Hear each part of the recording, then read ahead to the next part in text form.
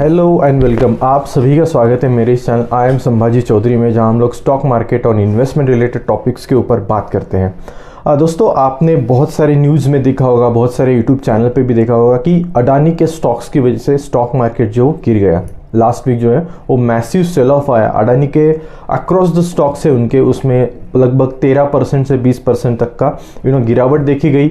और ये तब हुआ जब एक्सपायरी, यानी कि जो फ्यूचर एंड ऑप्शन की जो एक्सपायरी होती है लास्ट जो वेडनेसडे हुई थी, तब ये सब हो गया। और इसकी वजह से मार्केट में जो काफ़ी पेसिमिज्म है, काफ़ी पैनिक है। अभी इसके पीछे का जो रीज़न है, जैसे आप सभी लोगों को पता है कि हिंडनबर्ग करके जो एक यूएस बेस्ड रिसर्च फर्म है, उन्होंने काफ़ी सारे एलिगेशंस जो है वो अडानी ग्रुप पे लगाए हैं।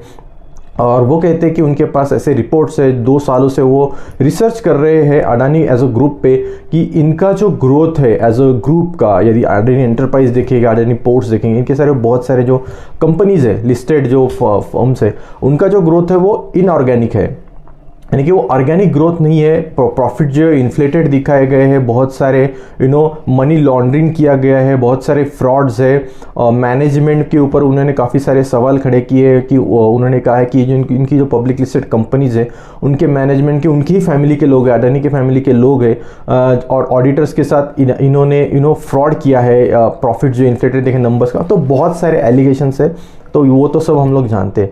बट क्या इन सारी चीज़ों के स्टॉक मार्केट गिरेगा?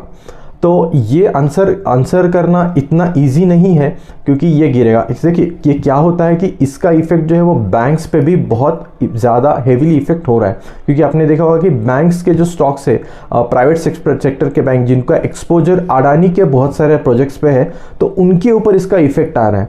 तो जब तक ये जो सिलसिला है उसके ऊपर कोई कॉन्क्रीट स्टेटमेंट अडानी के साइड से नहीं आता है, वैसे अडानी तो हमेशा डिनाई करेगा इस फैक्ट्स पे, बट ये जो बहुत बड़ा जो हिस्ट्री का सबसे बड़ा जो फ्रॉड कहा जा रहा है स्टॉक मार्केट में या फिर बिजनेस वर्ल्ड में, तो इसके ऊपर जब तक मेरे हिसाब से कोई बड़ा स्टेटमेंट किसी एजेंसी के साइड से नहीं आता है, या फिर अडानी जो है वो कोई कॉन्क्रीट एविडेंस प्रूफ नहीं करते हैं, तब तक ये जो डाउनफॉल है ये स्टॉक में चलता रहेगा।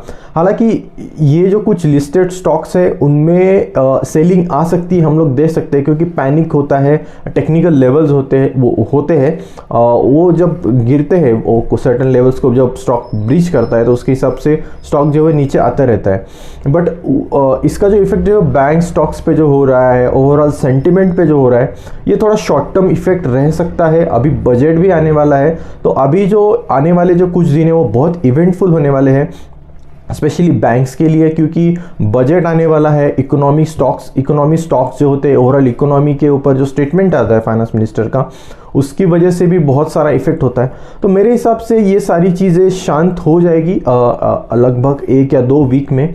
बट अडानी स्टॉक्स पे कमेंट करना बहुत मुश्किल है, क्योंकि हिंडनबर्ग ने ही बताया है कि इन सारे जो स्टॉक है वो इतने इन्फ्लेट हो चुके हैं कि लगभग उसमें 50 से 70-80% तक का करेक्शन आ सकता है।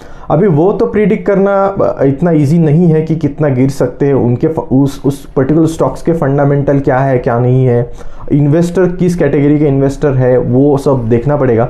उसमें हम लोग ज़्यादा नहीं जाएंगे। बट ओवरऑल मार्केट के हिसाब से देखोगे तो ये जो रब ऑफ इफेक्ट होता है वो थोड़े दिन तक चलने वाला है मेरे हिसाब से। और फिर जैसे जैसे बजट एक इवेंट हो जाएगा, मे बी कोई गवर्नमेंट की साइड से कोई क्लेरिफिकेशन आ जाए कि इसके ऊपर गवर्नमेंट का क्या टेक है, कोई इंटरनल एजेंसी यदि सेटअप की जाएगी अडानी की साइड से, जिसमें कि गवर्नमेंट का इन्वॉल्वमेंट हो, और कुछ इनके जो एलिगेशंस हुए उसके ऊपर उन्होंने क्लैरिफिकेशन देना स्टार्ट कर दिया, तो ये सारी जो चीज़ें होती है उससे क्या होता है कि जो इफेक्ट होता है वो शांत होता है। और फिर उसके बाद जो उससे एसोसिएटेड जैसे बैंक स्टॉक है, अदर स्टॉक है, वो भी थोड़े शांत हो जाएंगे, और वो उनमें भी थोड़ा ठहराव आएगा। फिर जैसे जैसे कुछ दिनों बाद ये मार्केट भी है वो थोड़ा ऊपर जा सकता है।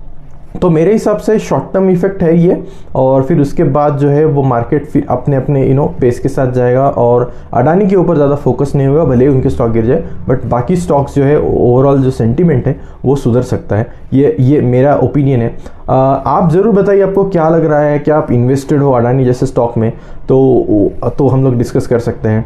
आशा करता हूँ आपको वीडियो पसंद आया होगा। मेरे चैनल को प्लीज़ सब्सक्राइब कीजिए, वीडियोस को लाइक कीजिए और आपके दोस्तों और इन्वेस्टर कम्युनिटी के साथ ज़रूर शेयर कीजिए। मैं आपको मिलता हूँ ऐसे ही नेक्स्ट वीडियो में, तब तक के लिए थैंक यू।